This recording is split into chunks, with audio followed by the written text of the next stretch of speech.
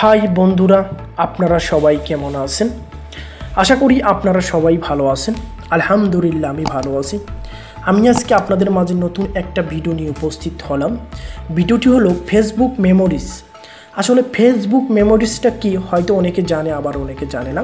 Facebook মেমোরিজের কিছু গুরুত্বপূর্ণ setting সম্পর্কে আজকে আমি আপনাদের পরিচয় করে দেবো যে কীভাবে আপনারা ফেসবুক মেমোরিজের এই সেটিংগুলো আপনারা করবেন। ঠিক আছে বন্ধুরা, চলুন বন্ধুরা কথা না বাড়ি ভিডিওটি শুরু করি। ভিডিওটি শুরু করার আগে আমি ছোট্ট একটা রিকোয়েস্ট করে থাকি আপনাদের, আপনি যদি আমার ভিডিওটি প্রথম দেখে থাকেন প্লিজ সাবস্ক্রাইব করতে ভুলবেন না, আর পাশে থাকা যে বেল আইকনটি আছে এটা অন করতে ভুলবেন না, যাতে এরকম নতুন নতুন ভিডিও মিস না করেন। চলুন বন্ধুরা, আমরা কি করব, আমাদের মোবাইলে যে ফেসবুক আছে আমি সেই ফেসবুকে প্রবেশ করতেছি। আপনারা আপনাদের মোবাইলে ফেসবুকে প্রবেশ করবেন। ফেসবুকে প্রবেশ করার পরে আপনারা কি করবেন, এই পাশে দেখতেছেন যে তিনটা লাইন আছে, এই তিনটা লাইনের উপরে ক্লিক করবেন। তিনটা লাইনের উপরে ক্লিক করার পরে দেখেন আমার প্রথমেই যে মেমোরিজ অপশনটা চলে এসেছে, আপনাদের ক্ষেত্রেও তাই চলে আসবে, টেনশন করবেন না। এই দেখেন এইটা হলো মেমোরিজ।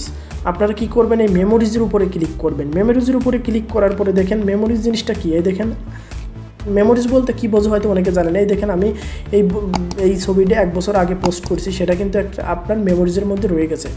মেমোরিজের কাজটা হলো আপনার যে কোনো পোস্ট আপনাদের সামনে 1 বছর পর পর আপনার এটা আপনাদের সামনে উত্থাপন করা। ঠিক আছে বন্ধুরা, তারপরে আমরা কি করব, এই দেখেন মেমোরিজের উপরে একটা সেটিং দেখতেছেন আপনারা, এই দেখেন একটা সেটিং আছে মেমোরিজের উপরে, আপনারা একটা সেটিং দেখতেছেন। এই যে সেটিংটা আপনারা কি করবেন, এই সেটিংটার উপরে ক্লিক করবেন। সেটিংটার উপরে ক্লিক করার পরে দেখেন এরকম একটা পেজ আসবে আপনাদের। এখানে অল মেমোরিজ দেওয়া আছে আমার। ঠিক আছে বন্ধুরা, আমার এখানে অল মেমোরিজ দেওয়া আছে। এখানে আপনাদের 3টা সেটিং পাবেন, খুবই গুরুত্বপূর্ণ আপনাদের জন্য এই 3টা setting. All memories, all memories বলতে আপনি কি বোঝেন? প্রথম সেটিংটা হলো অল মেমোরিজ। অল মেমোরিজটা বলতে আমরা কি বুঝি আমি আপনাদের বলি।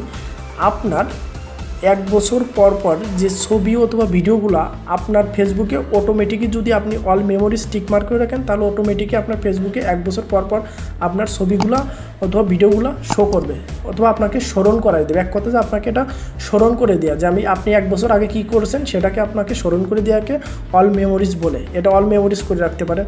সেটিংটা গেলো। দ্বিতীয় সেটিংটা হলো আপনার এটা হাইলাইট।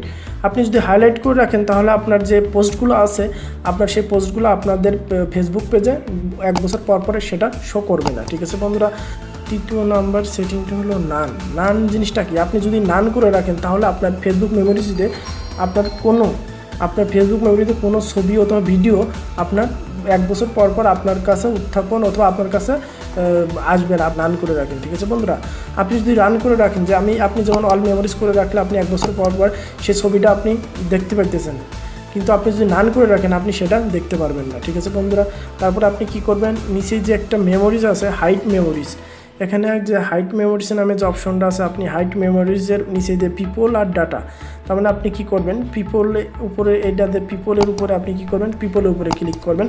পিপল উপরে ক্লিক করার পরে আপনি কার হাইড করে রাখতে চাচ্ছেন এই মেমোরিজ থেকে, আপনি সেটা ইচ্ছে করলে এখানে নাম সিলেক্ট করে দিতে পারেন।